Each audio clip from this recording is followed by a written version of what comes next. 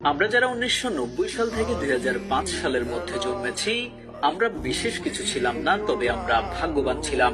যখন আমরা ছোট ছিলাম, হাতগুলো জামার ভিতর ঢুকিয়ে রেখে বলতাম, আমার হাত নেই। একটা কলম ছিল যার 4 রকমের গালি ছিল, আর তার 4টা বোতাম একসাথে টেপার চেষ্টা করতাম। আর এই কলমটা যার কাছে থাকতো, তার ভাবসাবি থাকতো অন্যরকম।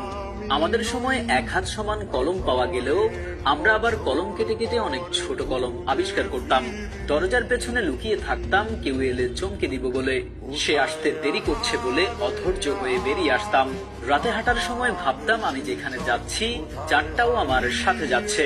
কারেন্টের সুইচের 2 দিকে আঙুল চেপে সুইচটাকে অন অফের মাঝামাঝি অবস্থানে আনার চেষ্টা করতাম। স্কুলে যাওয়ার সময় সবাই একসাথে দৌড়াদৌড়ি করে যেতাম। ক্লাসে কলম কলম খেলা, খাতায় ক্রিকেট খেলা, চোর ডাকাত, বাবু পুলিশ ও বউ 10-20 খেলতাম। অনেক সময় স্কুল ফাঁকি দিয়ে কয়েকজন বন্ধু মিলে ঘুরতে যেতাম, আড্ডা দিতাম, আরো কত কি।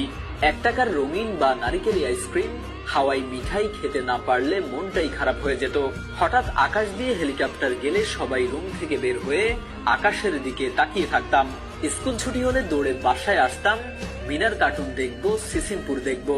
শুক্রবার দুপুর 3টা থেকে অপেক্ষা করতাম কখন বিটিভিতে সিনেমা শুরু হবে, এবং সন্ধ্যার পর আলিফ Laila, Sinbad, Robin Hood, MacGyver দেখার জন্য পুরো সপ্তাহ অপেক্ষা করতাম।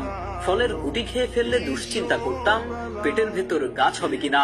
মাথায় মাথায় ধাক্কা লাগলে শিং গজানোর ভয়ে আবার নিজের ইচ্ছায় ধাক্কা দিতাম। কেউ বসে থাকলে তার মাথার উপর দিয়ে ঝাঁপ দিতাম, যাতে সে আর লম্বা হতে না পারে।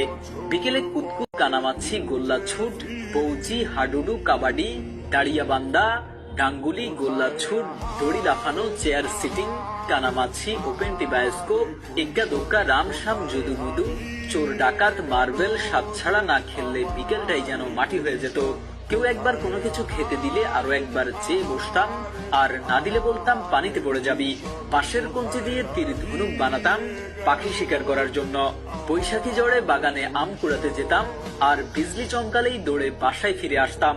গাছে ঢিল ছুঁড়ে বড়ই পারতাম, দল বেঁধে পুকুরে, খালে, বিলে, ঝিলে ঝাঁপ দিতাম। কেউ চাল, কেউ ডাল, কেউ আলু, কেউ বা মশলাপাতি দিয়ে জোলা ভাতি রান্না করতাম এবং সেগুলো মজা করে খেতাম। ভোরবেলায় দল বেঁধে শাপলা তুলতাম।